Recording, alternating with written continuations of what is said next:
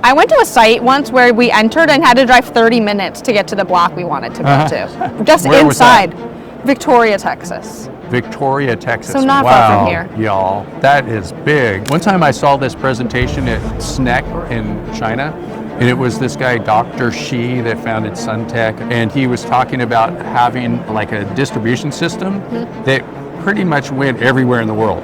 Like it went from the tip of Argentina up through North America, across the Bering Strait, down to South Africa, like through from Europe and everywhere. You could go get some used solar modules. Like I know this one guy, and he just picked it up at the dump. Like, really? Yeah, he just goes to the dump, and the guy at the dump, he was selling them for like real cheap. I don't know, like $5 or whatever it was. Whoa. And then he was like, okay, that's enough. And he's like, okay, if you're not too picky, all these ones are free. And they just had a little scratch on it or something like that. And he's what like, a find. Otherwise, I'm just going to crush them up and throw them in the landfill. Hello, and welcome to Sean White's Solar and Energy Storage Podcast. Today, our guest is Madeline Acri of SunGrow. And this is Madeline's second time. She was with us at the NABCEP conference. That's right. And today, what conference are you at? I can't remember. There's so many This conferences. is RE Plus Texas. Y'all.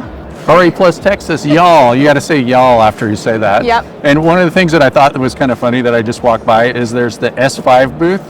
And you know those guys, they're always wearing a cowboy hat. Except in Texas, there's no cowboy hat at their booth. Like there's other people with cowboy hats, except for the S5 guys. So I don't know. They just have to be a little bit different. Always. You know? Yep. Okay, so I was talking to Madeline while we were having some barbecue at lunch today, and we were talking about. I'll let you bring it up. Sure. There's a new central inverter that SunGrow is launching later this year, and each power stack, if you will, is an 800 kilowatt block. And you can have up to 6 of these 800 kilowatt blocks, which in essence is kind of an 800 kilowatt block is much smaller than our original 1.1 megawatt block. So the central inverter is effectively kind of gaining and adding some types of technologies that are mimicking string inverters. So the string inverter is kind of infiltrating.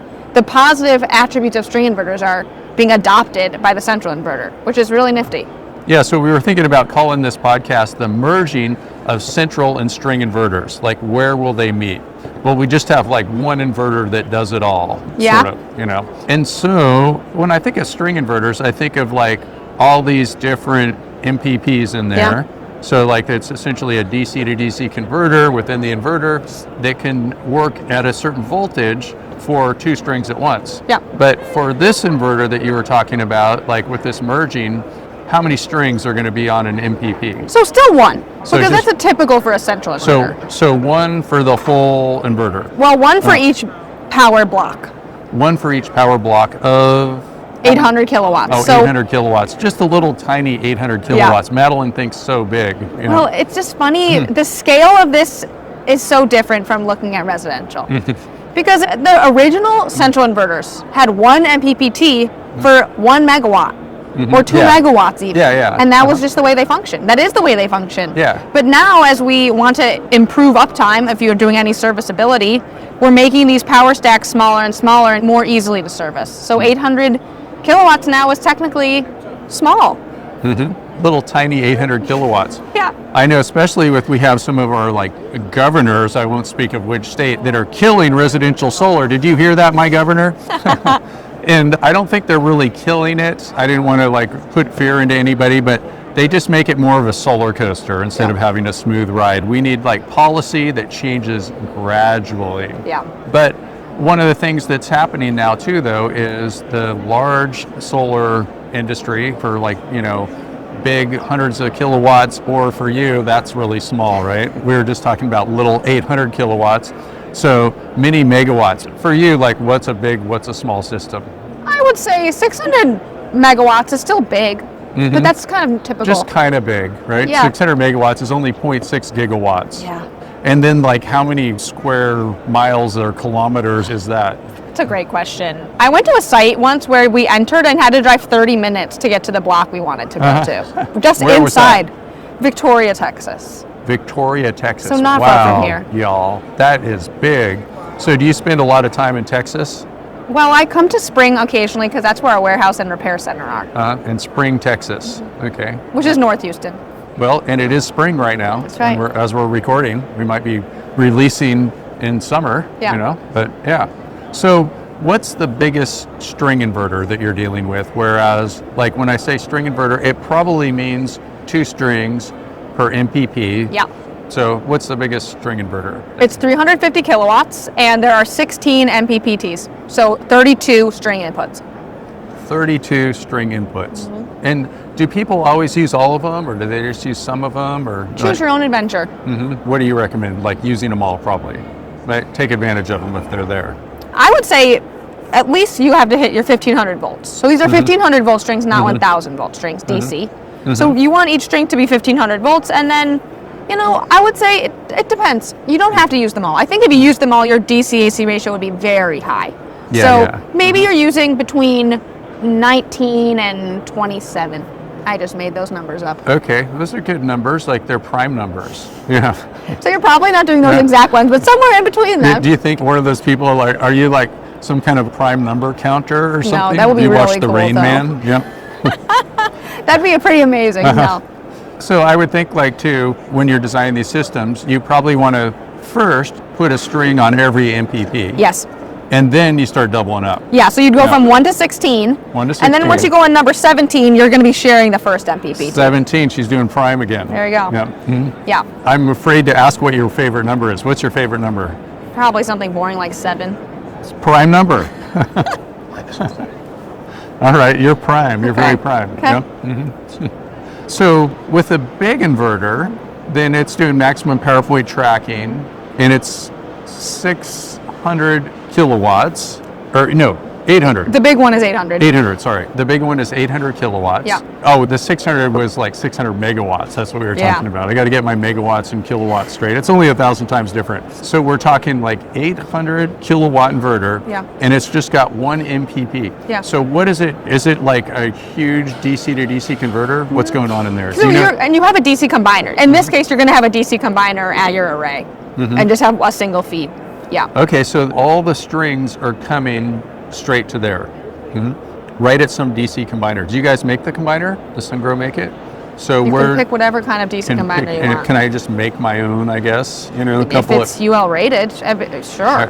how about like jumper cables, UL rated, if I like pinch them onto some fuses or something like that? No, I'm not okay, going to maybe tell not. you that you can't, but an inspector might. Yeah, it depends on what country you're in, and we're in Texas, and they like to do things their own way. There we go. You know, and so it's like this big old giant DC to DC converter. And then what about the way that the inverter is grounded? And so we have like the fuse grounded type of inverter. So if we look in the NEC, they call it like one functionally grounded conductor. What size do you guys start doing fuse grounding? I have no idea. And then, so you got the fuse grounded inverter, and then you've got the other inverter that's called the non-isolated inverter. Okay. Like floating? Well, no, they don't call it floating. I mean, some people actually did call it floating. I Okay. remember when I was like getting my training a long time ago, Okay. and they were saying floating, but it isn't really floating. And so Okay. there's 2 typical ways. And a lot of times we say like, well, there's the way that's over a megawatt, the way that's under a megawatt, but Okay. you're really close to a megawatt because you're 0.8 megawatts with that inverter. And so a lot of times like the bigger ones, they're doing the fuse grounded Okay. type of array. And then the smaller ones, like the string inverters and things like that, they're like non-isolated. And so Yes. the way that the non-isolated works from not the perspective of somebody making an inverter, but when the inverter's running, there's positive and there's negative, Yeah. and they're usually equal distant to ground. Okay. You know, so ground is like right in the middle.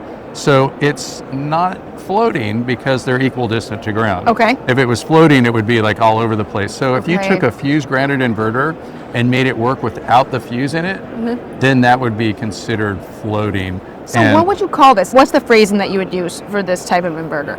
it's non-isolated. Non-isolated. I mean, that's kind of like matches up with what the NEC says. Okay. And we used to call it ungrounded.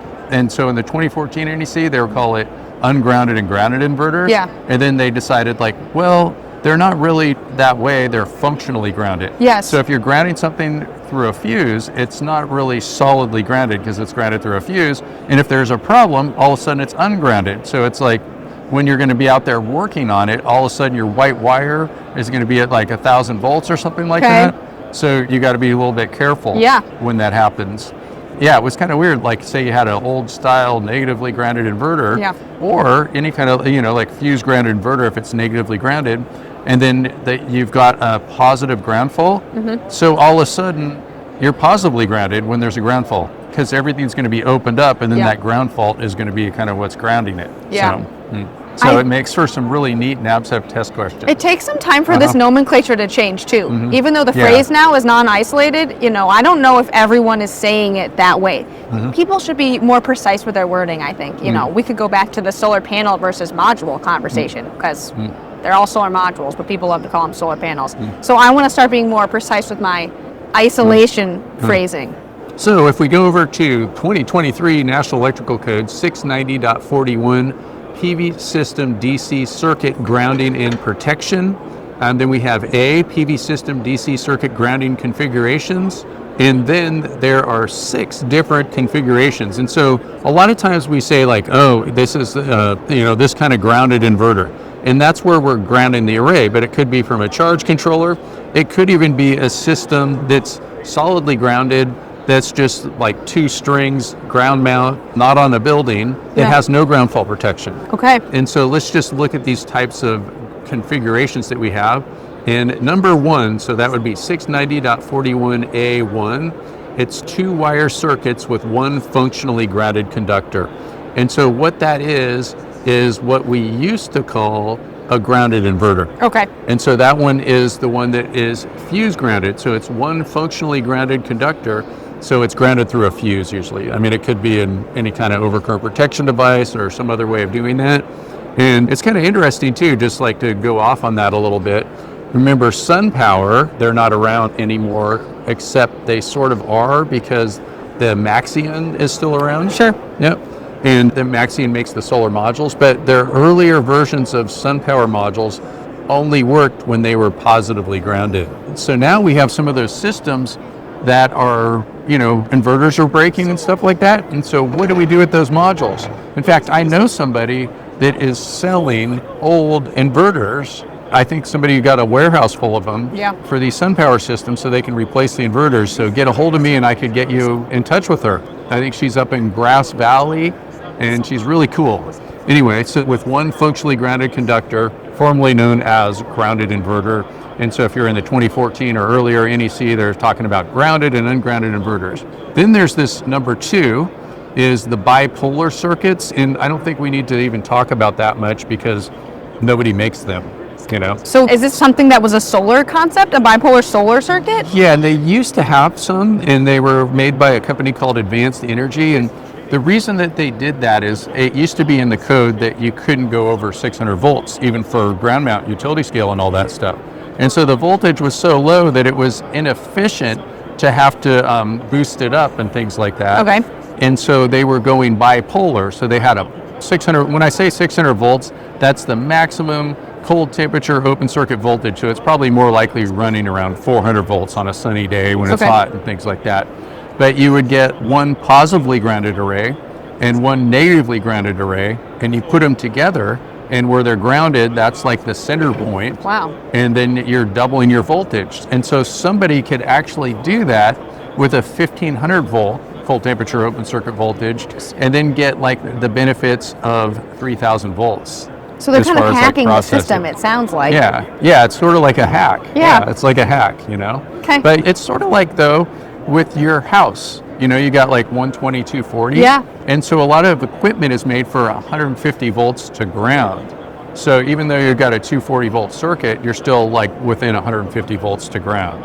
So it's like your voltage to ground still is going to be like, that 1500 volts, which is nothing, right? I don't want to be in the middle of that. I test that voltage with my, just by licking it like a 9-volt battery. No, don't do that, anybody, or you'll die. And I have to have a disclaimer on this podcast. Like, don't do anything that Sean's joking about because you could die. And then the next one, the third method, is circuits not isolated from the grounded inverter output circuit. And that's what most inverters are these days. And so that is the one that's not fuse grounded. And that's why I call it non-isolated, but it's more specifically, this is what's formerly known as the Ungrounded in the 2014 NEC. And so we get this in 690.41A3, circuits not isolated from the grounded inverter output circuit. So the grounded inverter output circuit is the AC part. The inverter output circuit is the AC, because inverter definition means DC to AC. So not isolated from that circuit, so there is a connection through all those electronics between the DC side and the AC side. And so we don't need to do any kind of like extra connection to an electrode on the DC side, because it's doing it through the inverter actually down to the transformer. That's where it's getting like grounded. And so that would be pretty much like we say any inverter that's under a megawatt, just to generalize, something like that. And one way is like to look, just see, does the inverter require a ground fault fuse? You know, because if it requires a ground fault fuse, it's not the non-isolated type. It would be fuse grounded, or you could just measure the voltage, I guess, while it's going, and positive to ground and negative to ground. Neither one of those would be zero while everything's working correctly.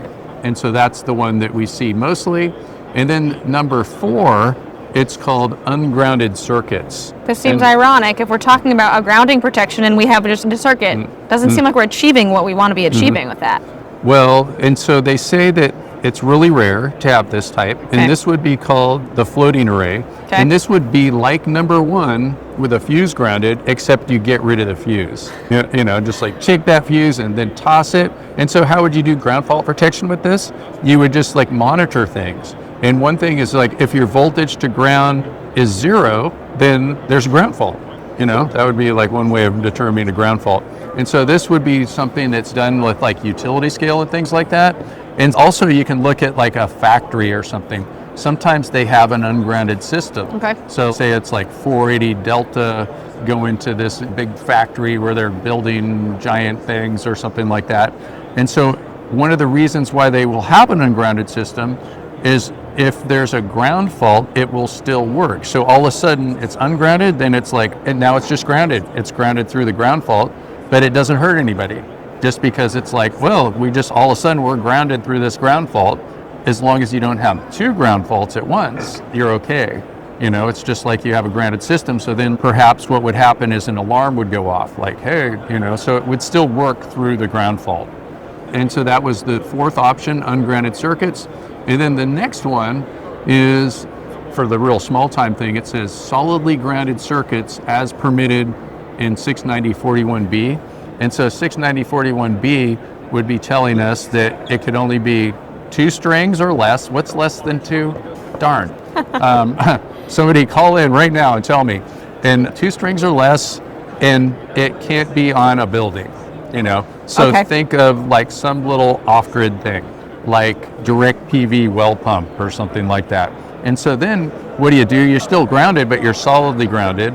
And so I kind of think of that as being like, you know, a car or something, where it's just like you take the jumper cables and you can put on the metal frame of the car or something like that. And I always thought it would be like kind of interesting to like make a PV system illegal, because I like doing things illegal, you know, don't tell anybody.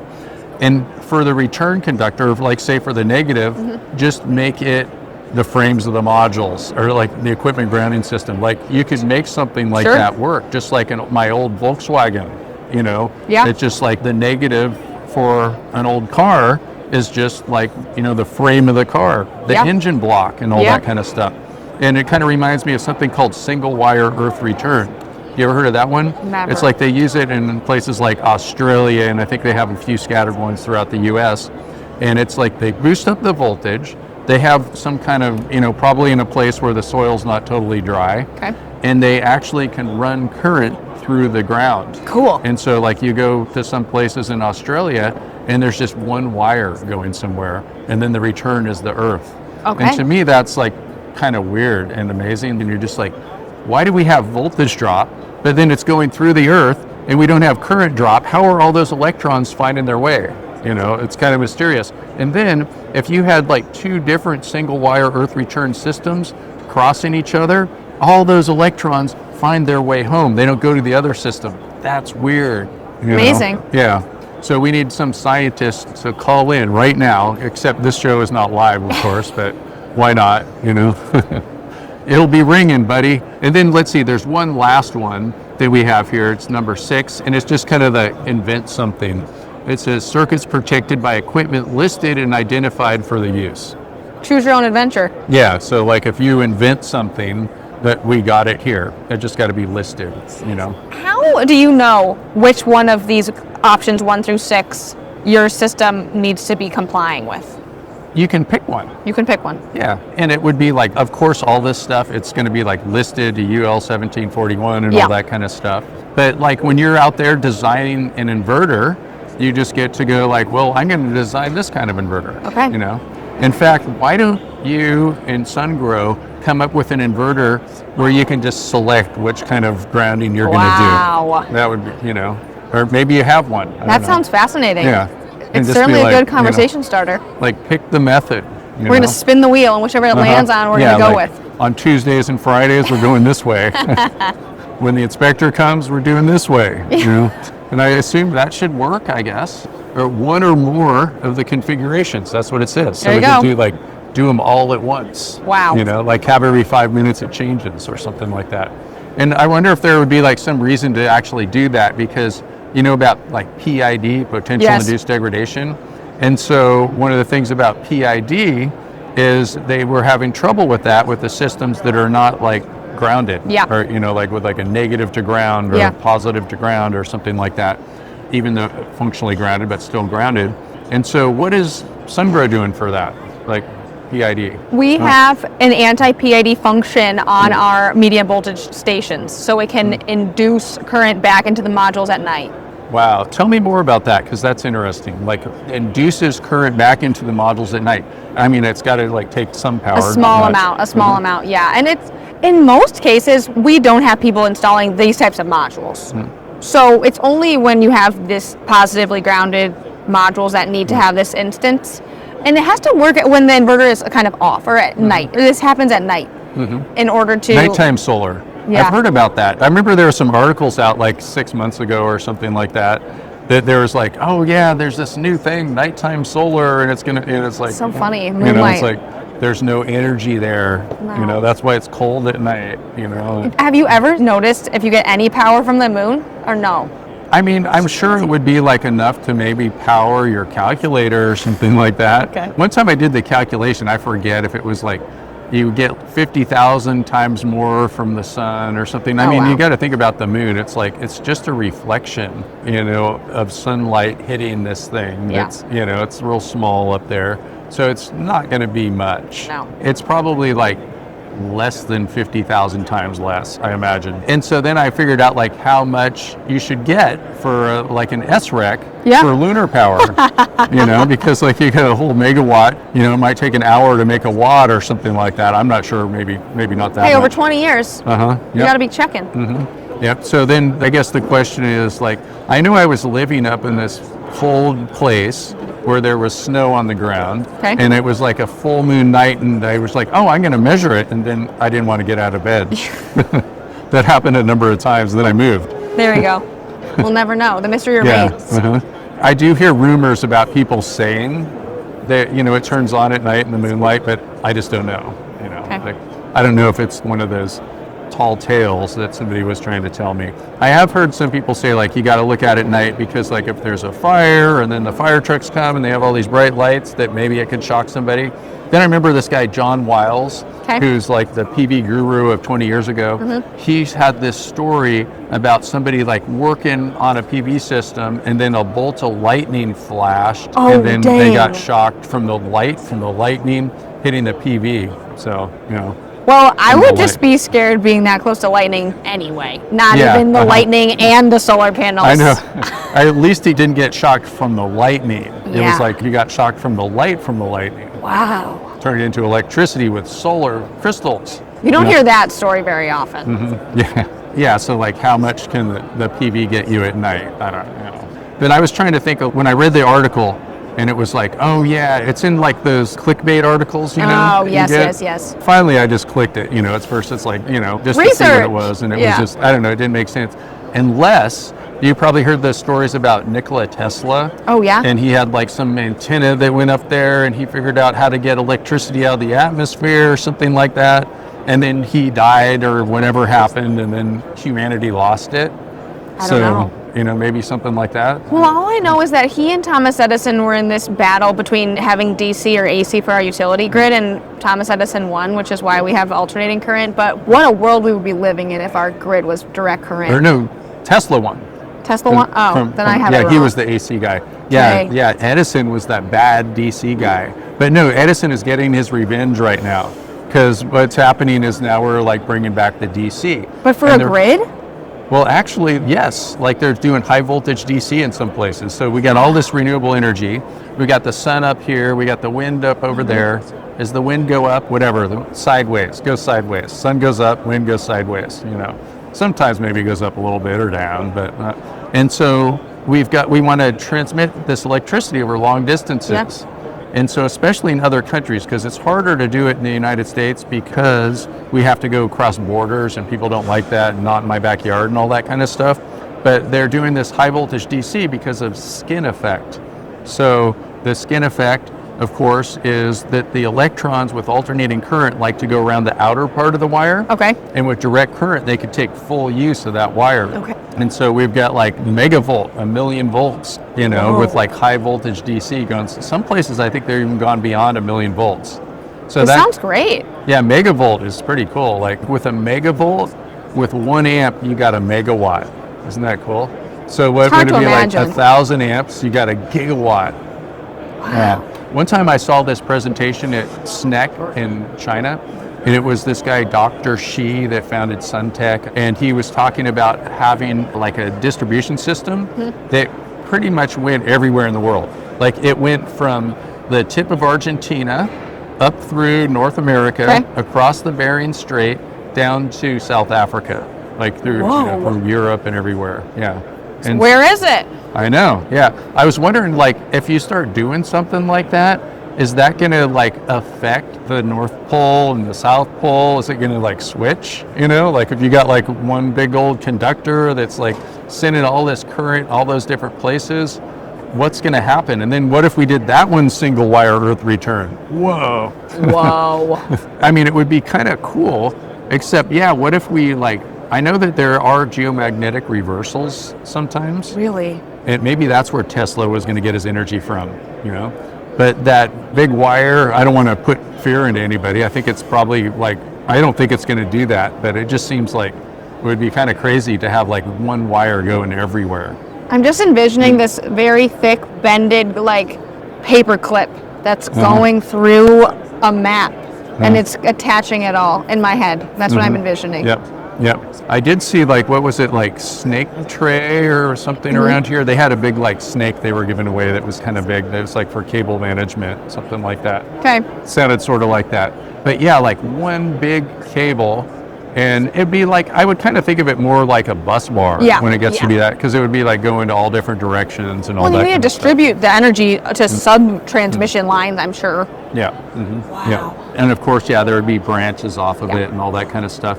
But would that happen? No, the world can't get along that well right now. No. Maybe when we get to the year 2067, and that's when, according to Star Trek, we've got faster than light travel, and that's called First Contact Day, when we meet the Vulcans. We have a lot of work to go before then. 2067, it's not really that far away. No, it's not, but our technology's not there yet. For faster than light travel. Yeah. It will happen because I think that Star Trek is real. Okay. So the meeting of the string inverter versus the central inverter. Yeah. When are they going to have a megawatt inverter that you can hang on your wall and plug a bunch of strings into it? Well, if you can hang it on your wall, that means it's got to be 1,000 volts. So when are we going to have 1,000 volts go up to 1,500 in the United States on your wall? I mean, Well, I guess it we could just doesn't- have a huge 1,000 volt DC input. Well, you could hang it on a wall of a building that's only for solar equipment, All right. because there's that exception. Okay. I like that answer. And so we hang it on the wall, and it's that 1500 volt bipolar, you get up to 3000, but I guess that would still be 2 strings of 1500 volts anyway, something like that. But how many strings would that take, I wonder, for a megawatt? Like, let's say you've got... Well, it makes me think if you just take if you took the existing 350 and you just multiplied it by 3, maybe we could have 30 MPPTs. So we could do that. Yeah, it doesn't sound crazy. So it's my challenge to you by next year at RE Plus Texas to get that 30 MPPTs. And so there's going to be 2 strings per MPPT. And then we're going to get like, how many in series is it going to be? Like 30 or something like that? Something like that. And then, so whatever 60 times 30 is. And then we're going to get the modules. Now they're making like 600 watt modules, something like that. So I think we got it. We might be doing some clipping there. Well, you know what I'm excited for one of these days is the 3 strings without fusing is on the horizon potentially.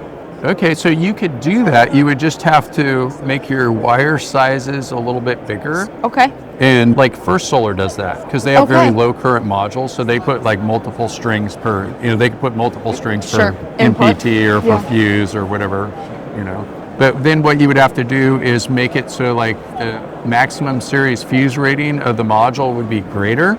Okay. And so a maximum series fuse rating is essentially like the ampacity of the module. Okay. And then you would have to have like some conductors that were a little bit bigger maybe, and you could do that. So because that'll give us even more possibilities. Yep. And then the way that the modules are getting bigger, how long do you think until we have a kilowatt module? Well, we're probably actually the 700s almost.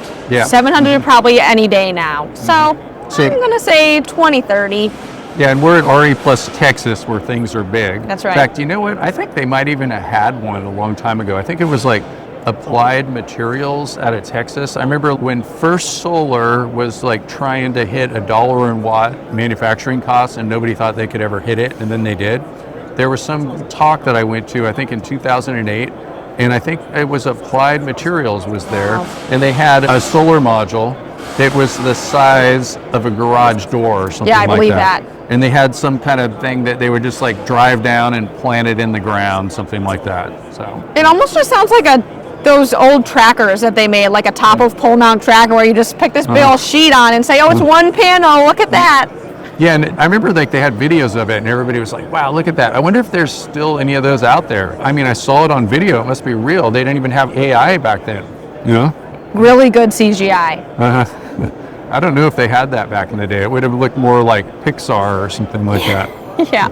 When do you think that we'll get a 1 kilowatt module? Well, you said 2030, so I'm going to say, just so I could be more right than you, I'm going to say like December 31st, 2029. All right. All right. The price is right if it's under. So I'm going to say like, I'm going to be a little bit more, is that optimistic if they're going to get bigger? Because the modules are so big, people are like complaining that they're hard to move around and that they're floppy and that the wind will make them crack. Yeah, and all of these are really reasonable concerns. Yep. Which makes me think that the cells are just going to have to get dramatically better, which seems really hard. Yeah. Or like thicker glass or something like that. It'll be interesting to see what happens. Yeah. Yeah, but the fact that we even have manageable size 700 watt modules, it's pretty amazing. Mm-hmm. Yeah, yep. And then let's think about like what other things that could progress further.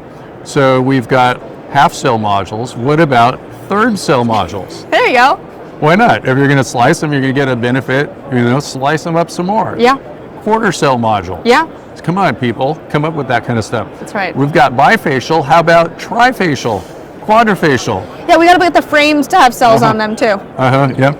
Yeah, I remember like my friend changed jobs in the solar industry, and this is, I don't know, like 6 years ago or something. Okay. And we went to Intersolar in Munich, and people were asking him what he did. And so I came up with a thing that he did is it was selling trifacial modules. And about 1 in 10 people believed them.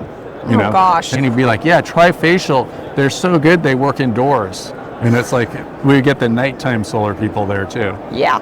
One of the things that I notice about is like, there's people that are always like doing this clickbait stuff like we were talking about. Like there was the nighttime solar, there was the painted on solar, there was the solar roadways. Oh yeah, I remember that. Not solar roadways, solar freaking roadways they had. It's I like the solar roadway idea, but I mean, it's 2025 and we don't have them yet.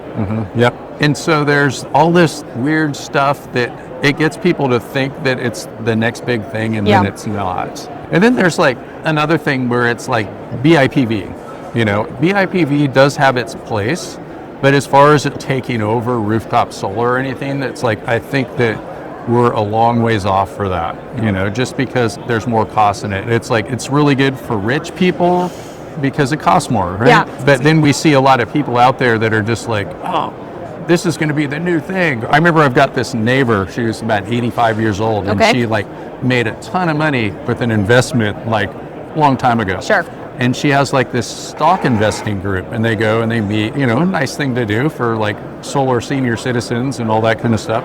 And she was telling me like, oh, there's this thing called solar windows and we're investing in that. And I was just like, oh no, you know, be careful there, you know, like you don't want to invest too much in it, because it's like, it's really cool. It is. It's a really good statement.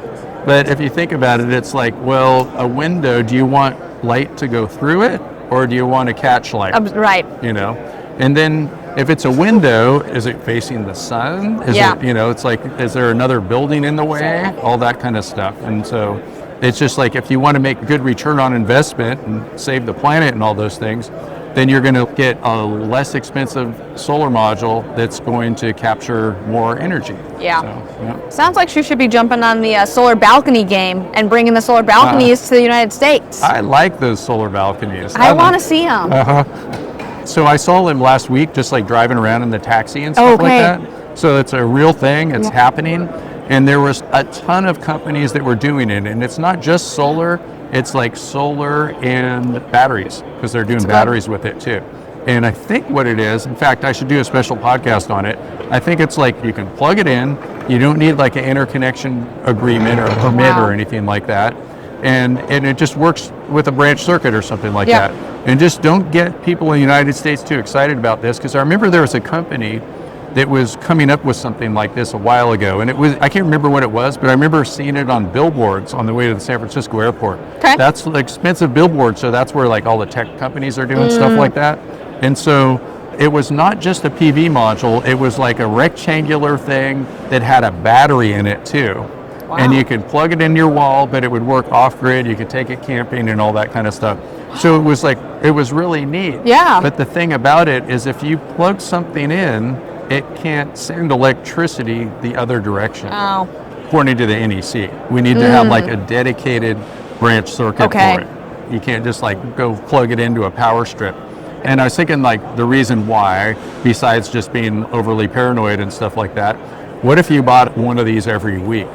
You're just like, every week I'm getting a new one until I get a megawatt on my house. Right? You know, and so you've got one of them, and maybe it's just 100 watts or whatever. But then after, you know, 100 watts times 52 weeks, then you've got like 5,200, and then you do that for a couple of years. That's a lot for a power strip, you know. And at first you think like, well, it'll just trip the breaker for that power strip. But then, what if you start putting loads on that power strip too? You know, I just feel like plugging 17 heaters into that power strip, then that's where the problem could be. But who's going to really do something like that? 17 heaters and... You never know. I don't put it past anyone. 200, you know, little plug-in balcony solar systems and things like that. But yeah, they definitely have a limit. I can't remember if it was like, I don't want to say because I might be wrong. I think it's just like a couple of modules. And, you know, and it's probably not that expensive. You know, like as far as if you don't have to pay for all the bureaucracy, all the soft the costs, permitting, you just go buy it at the store or take it home, plug it in. I haven't heard anybody burning their house down with it yet, you know?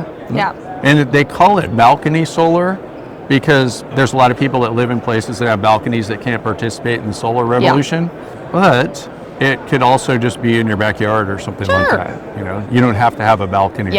This could be the way to have my dream of a pergola. My solar pergola is made out of balcony solar. Oh, tell me more about it. No, I mean in someday. Oh, okay. I have a dream to have a solar pergola. I do not have one today, but I think they're really lovely. And remind our listeners what a pergola is, because it sure sounds like a fancy word. A pergola is a wooden structure that typically doesn't have a roof, that resembles a gazebo, kind of. You know, they're for your backyard. Okay, so like a shade structure, a carport without cars. Yeah. Something like that. Yeah. And usually they're just open topped with rafters, but I want to put solar bifacial, frameless, beautiful solar panels on it. Beautiful. Seems like it would be Yep. nice Okay. someday. We'll work on that. Yeah. Another thing too is just like if you wanted to do home solar or do balcony solar and all that kind of stuff, you could go get some used solar modules. Like I know this one guy and he just picked it up at the dump. Like, Really? Yeah, he just goes to the dump and the guy at the dump, he was selling them for like real cheap. I don't know, like $5 or whatever it was. Whoa. And then he was like, okay, that's enough. And he's like, okay, if you're not too picky, all these ones are free. And they just had a little scratch on it or something like that. And he's What a like, find. otherwise, I'm just going to crush them up and throw them in the landfill, you know? Oh, only in And so- California can you find dumps with this gold mine. This is amazing. Yeah, because California is like more mature of an industry because we used to have half the solar in the country in California, but now Texas, where we are right now, is the #1 solar state. Sounds as like I far gotta as go how much is sniffing the getting dumps installed. out and get I some know, yeah. thrown there's- away panels. There's probably not as much old solar here. You have to I doubt swing it. by California. New Jersey is like Okay. pretty mature. There's probably like some old solar there that's pretty cheap. But I even knew some, like this friend of mine called me up and they had some like this SunPower power guard, which was like totally cool solar. Okay. And so it's foam core insulation and then it's got like a couple inches up and then it's got a PV laminate, so it means no frame. Okay. And it goes flat up on a roof. And the foam insulation, they were actually getting extra money for that because it insulates and they get rebates and they save on their energy bill because it's insulation. And so this system, I think it was like 600 and something kilowatts. Wow. It was installed 20 years ago. And I think it was like 19.8 or something like that 20 Okay. years ago. Because that's how long the net metering lasts for at that rate and all that kind of stuff. Okay. They were grandfathered in. And they had to like do roof repairs, so they had to take it off. Okay. And they found some solar recycler, and it was $100,000 to take that solar and recycle it. What? Just to go like take it off the roof and stack it and do all this stuff. That's and crazy. it's like, I think that it would have been less. They could have just gone on eBay and said free, come pick it up, or, Yeah. or whatever, like Craigslist or something like that. And So what did they people- do? I don't know, but I know some people were giving some away that were just like that. So I think they might just be on the giveaway market. And it's just like, I mean, it's like really cool Yeah. technology and stuff like that. It works. However, it was that SunPower type that did require The grounding, positively grounding. So you would need to get, if you wanted it to work, it'd still work, but if you wanted it to be efficient, you'd Yeah. have to figure out some way to get it to be, you know, positively grounded, which I'm sure you could do easily on a bigger inverter that was like megawatt plus and stuff like that. But there's probably ways to do it too. But they just have to figure out what to do with this and give it away. And so that, you know, Well, they it's call funny. it repowering. I haven't talked to anyone here, but I think there's a solar recycling booth. Yeah, I saw two here. of them, I think. Yeah. Okay. Yeah, I think I even got a hat from one of them. Oh, good. Yeah, they're actually making money because one of the things is like when they're taking it down, people want to be good to the environment, you know, and it's like, I kind of feel bad for like scolding people that went and did solar 20 years ago because they're not recycling it properly or something like that. And so you think about like a solar module, you know, it's like, yeah, great. It's good to recycle everything, right? But it's pretty much non-toxic. Yeah. It's like glass. And even if you did like get all the silicon out of there, silicon is the second most abundant element in the Earth's Right. crust. It's all over the place. Right. It's going to probably be more pure if you go get it, you know, where we get it out of the ground. Yeah. There's never going to be a silicon shortage, Right. you know, and that's like the main active part in the PV module. And there's some Yeah. other things in there too. It's like, you know, phosphorus, boron, a little bit of silver and all that kind of stuff. But if they throw it in the landfill, it's sort of like I look at it as sliding glass door or something Sure. like that. You know, if that ends up in the landfill, it's kind of like the same difference. You know what, another thing is I'm building this solar training center right now. Yeah. Sliding glass doors cost a lot more than PV modules these days. It's kind of amazing. Maybe you could just make one out of Like panels. per square meter, per square foot or whatever. Got to get Yeah. creative on our building materials. You know, one time I remember I was teaching this class when PV was a lot more expensive. Okay. And then sliding glass doors. And this hillbilly kid came in. I don't know if he was hillbilly. It was kind of hillbilly what he was doing. And he went and he bought a bunch of solar cells and he soldered them together. Okay. And he used the shower door to cover it up. And that's back when like That's smart. PV modules were like $1,000 or something like that. Yeah. And there was a guy in the class from Guam, and he's like, "I'm going to bring this back to Guam." Yeah. You know, it's like I don't have to have any kind of UL in Guam. You know, That's a It's good like- idea. Yeah. I like ingenuity. Yep. And then I had this idea that I wanted to make the world's longest solar module. So and so weird. I was just going to take like a bunch of cells and just like line them up 100 feet or something like that. You know, you can do that at the training center. Okay, don't tell anybody.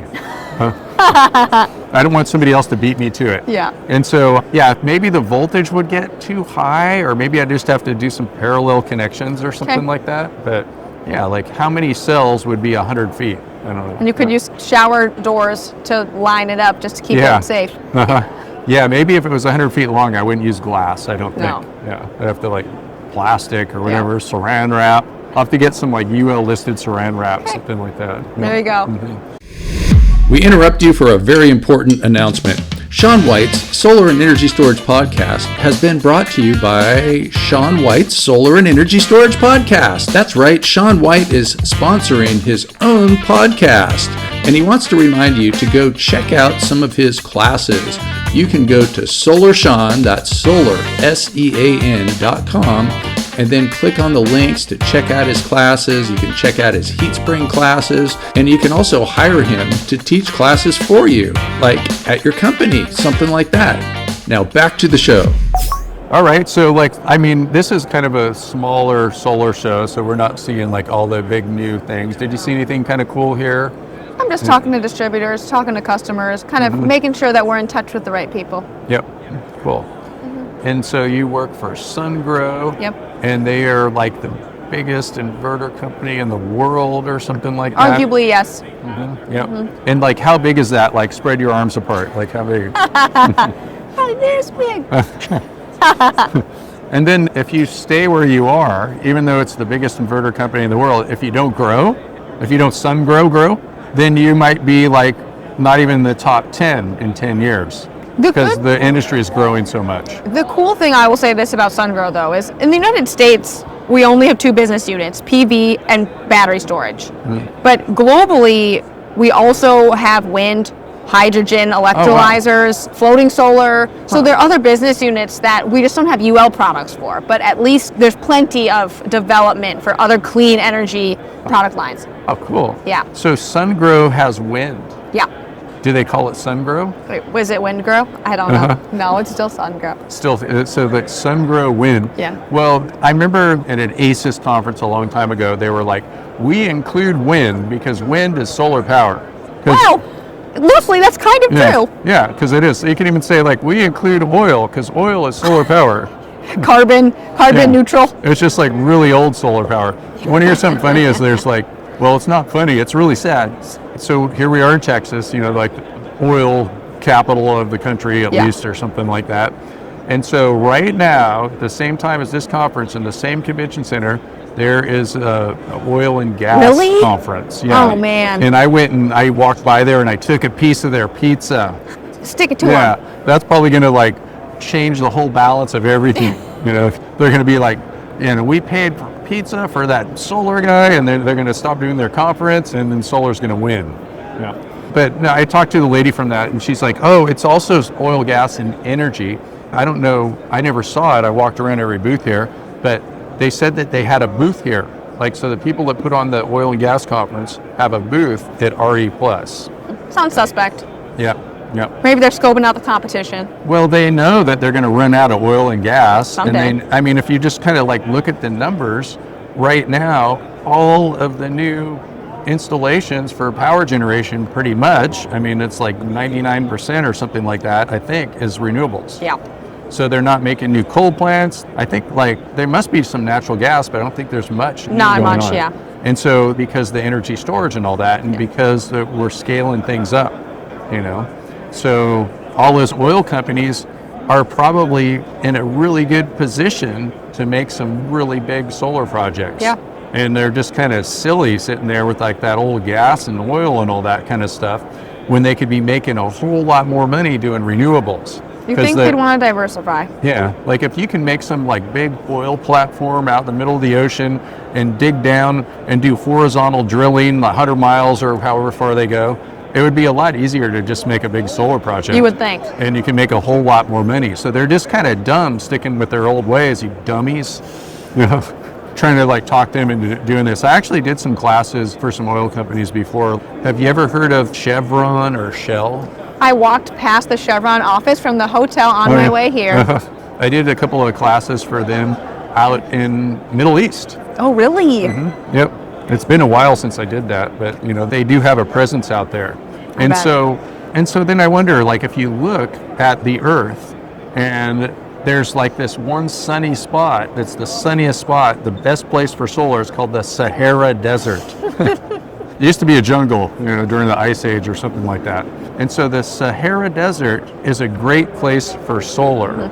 And so we should start bringing all of our military over there to like secure that spot instead of bringing it to all those oil places, right? How do we get an aircraft carrier to the Sahara Desert though? I don't know how that's going to work. Maybe it'll be like the Mediterranean is closer to there, or maybe the Atlantic. And then there'll be like all this strategic Sahara Desert so we could get all the solar power. I'm just kind of trolling the military of the world, spending all this money securing oil when we have all these renewables, and that's just like the old way. It's the old way out. I mean, it's like, even right now, we have a president that's going like drill, baby, drill and all that kind of stuff, but they're not building any, we're not pumping oil into our new energy producing plants because we've got solar energy for 2 cents kilowatt hour. Well, it's really dispatchable. You want power? Put some panels up, you're done. Yeah. And now all the energy storage is working. And I think too, like, of course, it's just going to be like, there's all these lithium batteries. Yeah. And so our cars are going to be like able to import and export. Yeah. And if you look at the world's largest energy storage system, it would be interesting to know within what radius is there that many kilowatt hours of batteries that are in EVs. So it's like Moss Landing, California. Is it within 10 miles, 20 miles? I doubt you have to go 100 miles. Sure. But it might, maybe not even 10, maybe even 5, I don't know. But somebody figure that out. Yeah. Like just at my house, let's see, we've probably got about 130 kilowatt hours in our cars. In fact, I think they even have one car that's like an SUV or something like that, where it's, what is it, like 200 and something kilowatt hours in a car. I hope that the vehicle to grid adoption happens soon. I really do. Yeah, it will, because I mean, it's just financially, that's the way that it's going to work. Yeah. And this is all thanks to a guy that I met at Intersolar who started the feed-in tariff. It just takes one person to get the ball rolling. Yep. And so we also have a podcast with Hans Joseph Fell. That's his name. Tune in. Along with Herman Scher. He's on the podcast. We'll also put that in the show notes. And so all it took was somebody getting the first policy. They had to spend a little bit extra money to make it so people would install solar. And then all of a sudden we ramp it up. The price of solar goes down like 10 times, 100 times. And then here we are. And it's cheaper than a sliding glass door. That should be like the new motto for the solar industry. Solar, cheaper than a sliding glass door. I mean, if you talk about square meters of sliding glass doors, my sliding glass door is like $1,300, and it's like, I could buy a lot of solar modules. That's right. It's like, we need to start manufacturing sliding glass doors at these solar factories. Here's the culmination, sliding doors and solar panels, let's go. Yeah. Because we could probably use those, like one of the things too that's kind of interesting is they talk about how many gigawatts a factory can do in a year. So it's like this factory does 3 gigawatts. That would mean if they're going 24/7. Yeah. But they don't go 24/7 with the assembly lines. But if they could transition, like they don't go 24/7 just because there's maybe not enough demand, something like that. Maybe some of it's maintenance and stuff like that. But I think it's just like they need to sell that much solar and maybe get some raw materials and all that kind of stuff. Yeah. Well, why don't they just say, okay, we're going to make some windows, just just take the cells out. Yeah, just like make solar modules without cells and backsheets. I guess that, what they'll need to make dual glass, but we can do that. We got the technology. Yeah. So we make dual glass. I wonder, I just had an idea too, like if we set it up to make dual glass for the windows, would there be any benefit for a solar module to have dual glass on it? Because it's sort of like insulated or something like that. Because the reason that we have dual glass on the house is to keep the cold out. Yeah. So would that work on a hot day? Would it make the solar cells cooler? I mean, it probably would, but would it be cost effective? Yeah, maybe not cost effective, but they already have dual glass modules. And then if we're ramping up that machine to go dual glass for the modules, spread the glass out a little bit, and make it bifacial too, something like that, trifacial, you know? Endless possibilities. Yep. Yep. So let's see, what other subjects can we talk about? We already went from cowboy hats to sliding glass doors. To you stealing pizza from oil and gas. Stealing pizza. That's what to do is, if you want to make renewable energy work, steal from the oil and gas industry. I'm not telling you to vandalize a gas station, but maybe subliminally, maybe, I don't know. Having an electric vehicle too, it's like I don't go to gas stations too much anymore. No. You know? One of the things that I don't like about when I did go to a gas station is the smell. No, it's kind of gross. Yeah, I don't have that smell. I don't think it's good for you. No. It's probably not good for you to smell gas. And so like I would always park at a certain place that was upwind and then like stand away from the gas pump and all that kind of stuff. Well, I guess the only time I do a gas car these days is when I rent. Yeah. Or maybe I drive my mom because she has a gas car, something like that. And when you fill up your car, do you go back in the car or you stand outside? I always stand outside. Yeah, I I've always always do too. stood outside. Yeah. And Yeah. I turn the car off. Yeah, yep. And then you're not supposed to do your phone because it might explode. Oh, I didn't know that, but I don't really do that anyway. It doesn't take that long. I can stand and look at the pump for 3 minutes. Yeah, what's going to happen to gas stations? I remember like working with some people and they were saying like, okay, with electric vehicles, we're going to have a lot of chargers at the gas station. And I thought, well, like most people just charge at home. But then I noticed when I rented an electric vehicle in New Jersey, they have these things called Wawas. Have you ever heard of them? I've heard of it, but I don't know what the hype is. I know there's a hype. It's sort of like a mini mart gas station thing. Okay. And now they have EV charging at them. Okay. And so they got like fast charging EVs. And yeah, there's a hype about it. And we shouldn't say that we don't know what the hype's all about because half the people out here from New Jersey are going to hate us because they love this Wawa thing. Did you have a good experience there? I mean, you can go in and buy like little carrots and things like that. Okay. Like a salad or, I mean, it's sort of like a mini mart, you know, It's like going to a gas station. Maybe it's like nicer than your average, you know, gas station mini mart. Okay. And they have food and stuff, but it's sort of like going to a gas station or a truck stop or something like that. you know. Okay. But they do have some EV charging there. But I just think that it's way overrated for EVs for people to just be like, oh, we need more charging network and all that kind of stuff. Because having an EV, I could like pretty much plug into the 120 volt outlet and that does it for me. I believe that. Yeah, and don't say 110 volts, people. That just makes you look uneducated. It's 120. It's true. And it's not 220 either. It seems the most practical to be charging at home. Or long dwell time. Long dwell time makes the most sense. Even if you go to Costco. I don't know anyone that's spending less than 10 minutes in a Costco. People love Costco. They spend hours there. I don't get it, but yeah. But it's a thing. So if you park or Target. I like Target, but I'm still not spending an hour and a half at a Target. It makes sense to have chargers at places that you're spending a long time at. What about a movie theater? I'm going for 2.5 hours. You know, pick places that are practical for EV chargers to me because I had a brief stint in the EV charging accessory industry before I joined SunGrow. And, you know, people want to make these 500 kilowatt fast chargers, but when you think about the practicality of a charger of that scale, you need so much power on demand. It's like, does this really make sense? No. In my mind, no, it does not. Yep. I've heard now that there's some people that are mad at Elon. Okay. And you probably never heard that. And then, and so instead of selling their Tesla, if you got an old Tesla, then you get free supercharging for life. So then you're actually hurting him by keeping the car and then charging it for free. So that's a reason for Elon haters to have a Tesla. Spite charging. Yeah, spike charging. Okay.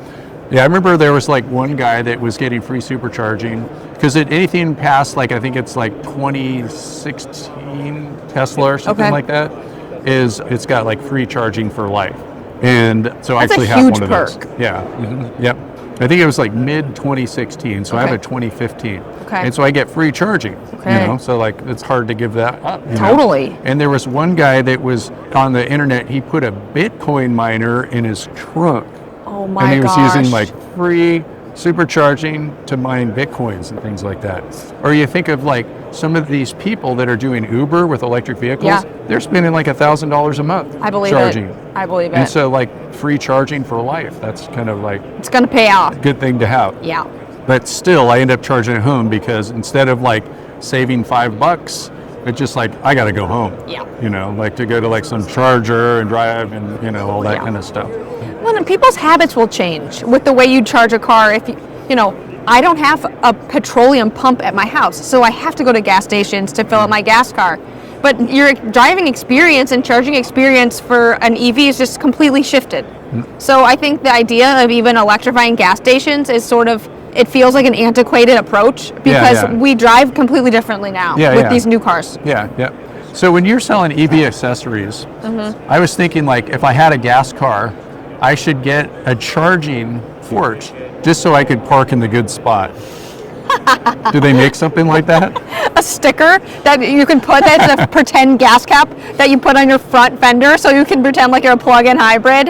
Yeah, I didn't think of doing it just with a sticker, but that's a really good idea. No one would really tell. We should make something like that. No, I still drive a 2007 Honda Civic, but it's good. I don't drive very much, so I'm happy with my old, gas burning machine. Yeah, and so like I'm really against those people that are just like, I'm not getting an EV because of range anxiety, because you just don't ever go that far, or like most people, or if you do, you take somebody else's car. Like a lot of people want to trade with you and try out your electric car or something like that. It's like, when am I going to go drive 200 miles a day? I guess if you like drive 200 miles a day, then you've got a reason for having, a gas car. But if you're under 200 miles a day, don't worry about it. I'm like 200 miles a week. Yeah, and you go on a vacation once a year? Rent a car. Or stop once. Yeah. Yeah, like big deal. You know? And I wonder how fast this transition is happening. I saw a Genesis recently, an EV Genesis. It was the first one I'd seen. What is that? It's the high-end Hyundai. Oh, it's like a biblical car. Wow. But I like Peter Gabriel and Phil Collins. Yeah, exactly.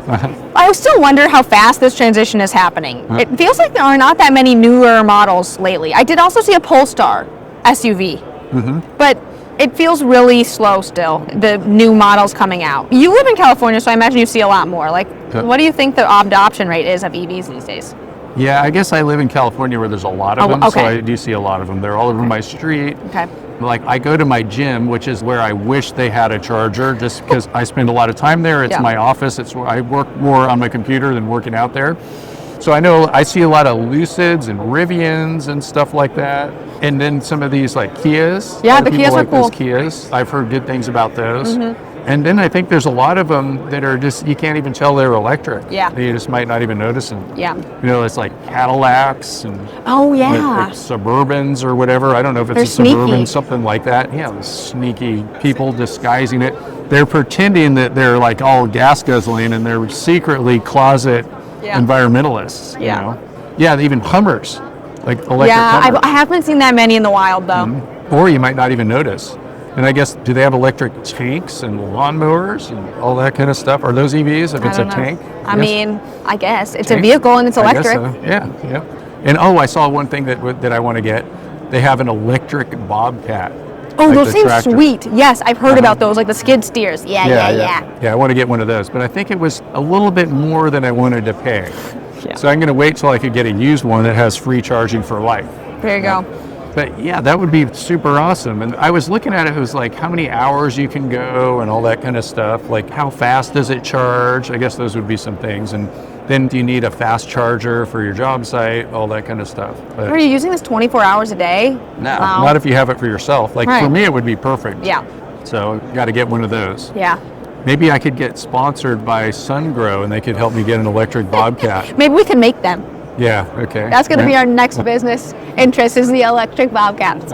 Yeah. Oh, one thing that I heard that was kind of cool, and it's been around for a long time, is like in these mines, they have like these big old huge Tonka truck dump trucks that are not street legal. They can't even take them on the road.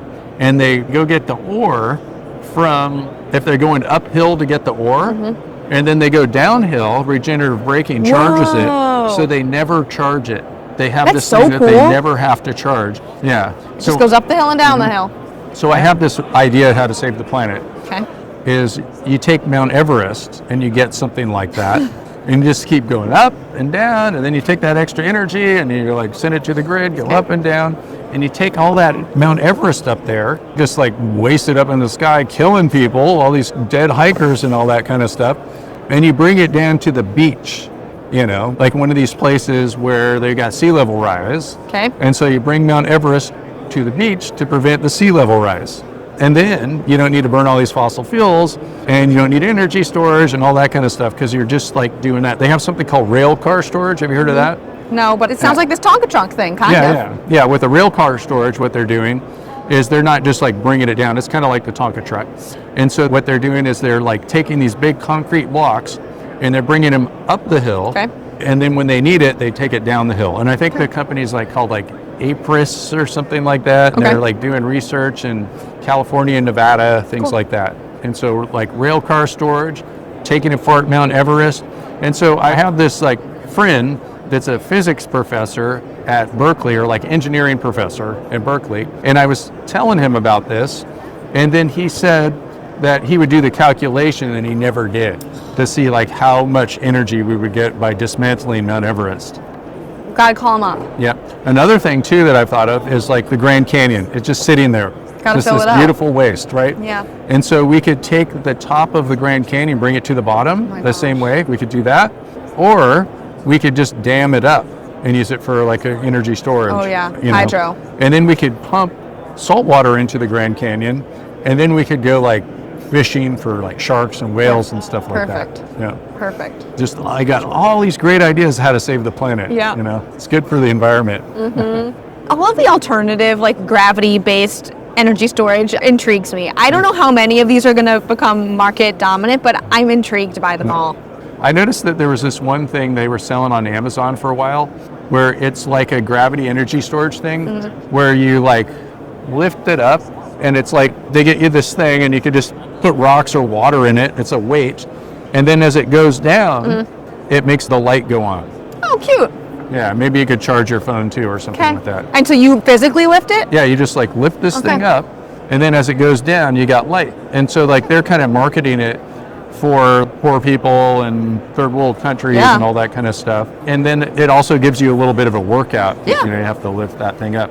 I have this device. The company went out of business. It was sort of like a Kickstarter where they have this little motor with a ring, and you attach it to your bicycle, and then when you pedal, it spins this tiny generator, and then you can charge your cell phone off of it. It's kind of nifty. Oh, like when you're going bike riding or something like that. There's some movie, I can't remember what it's called, but it's like about a kid in Africa that figured out how to make wind power with like using bicycle parts. Cool. And it was on Netflix or something like Okay. that. It was really cool. Yeah. It was like totally inspirational.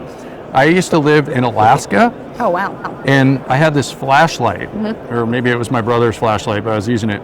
And it was like you crank Wind it to up. make Yeah, light. those are cool. And it made noise, like when you cranked it. And so it was at a place where there's bears. Okay. And so I would like to crank it also for the noise, Yeah. because I'd be like, you know, like, stay away from Yeah. me. No. Me and my flashlight, we're coming after you. Yeah, and I think it worked, because the bears are really afraid of flashlights. You know? Okay. Yep. They didn't get you. Yep. Or more likely, they have plenty of salmon, and they taste better than I do. That's probably also true. Yep. Yep. Well, this has been a pretty good conference. Oh, yeah. And my highlight of my conference is talking to you, Madeline. It's been a pleasure. And it's always good to see you. We have to do this again. Maybe we could just do these conference meetings That's right. more often. Uh-huh. So, yep. Good. It's been good talking about the merging of utility scale, or what do we say, like central inverters and string inverters. That's right. Yep. When are we going to see the merging of central inverters and micro inverters? Like something like that. There's going to have to be an X prize for that. What if we could just hook 3,000 modules together in series to 1 megawatt microinverter? Someone would love to be looking at the monitoring on that, I can tell you. I mean, it sounds crazy now, but 1,000 years is a long time. That's right. Yeah. And then how long until you think that we'll have so much solar on Earth that we won't have any more room for it, and then we'll have to start putting it in space? Well, it's funny you say that because I recently saw an image of the Earth, and it looked like it had a halo completely surrounded it because there was satellites everywhere. So our space junk problem, I think, is going to come sooner than we realize. So I don't know, but it's coming. Yeah. And I think there's like, you get so much space junk, it's a point of no return. Yeah. Because then when the space junk starts crashing into the other space junk, and it makes more and more smaller pieces, and then pretty soon you get to a point that they're worried about where you cannot even launch a rocket because it's just like shrapnel out there. Well, and it's not like we're taking it back down and maybe that's why the aliens haven't found us yet, because their can't planets see are us. full of shrapnel. Or because we're just hiding. We're hiding in plain sight with our shrapnel halo around ourselves. Or they were more advanced than us, then they couldn't get past the shrapnel stage. They're blocked. And it's just like, let's take a rocket up there. You trying to kill yourself? That's Hitting what- the ceiling, Yeah, it's the just space like junk bullets ceiling. flying everywhere. Yeah. That's what you would have up there. Yeah. Then they also have this thing, have you ever heard of a Dyson sphere? No. And so there's this guy named Dyson, and he's some kind of like scientist, and it's an old concept. But when they're looking for extraterrestrials, one thing that they're looking at is for this different wavelength of radiation. Okay. Where it's like the planet is so advanced that they're capturing all the energy at like Earth distance from Okay. the star, something like that. Sure. And then instead of having direct sunlight, they're getting like the radiation, it's like the leftover. And then so like maybe if we were advanced enough, like humans would just be living at 93 million miles from the sun and these things that we built over there. So Food for thought. yeah, so just like a whole bunch of spaceships that are all connected, start connecting to each other, something like that. Yeah. And so maybe that would be like, if there's not enough room on Earth for all the solar, it would be sort of like a Dyson sphere. But all right, from the NEC to space. Yeah. All right, well, thanks so much, Madeline Acri. Thank you, Sean. Any last comments? No, I look forward to whatever's going to happen between now and the next conference so we can have more exciting things to chat about. Okay, great. Yeah, it's been so good to talk to you both of these times. And I will be seeing you, and I got to go catch a plane Yes, you pretty do. soon. It's time for me to go capture a ride Great. to the airport. Thanks Thank a lot. you.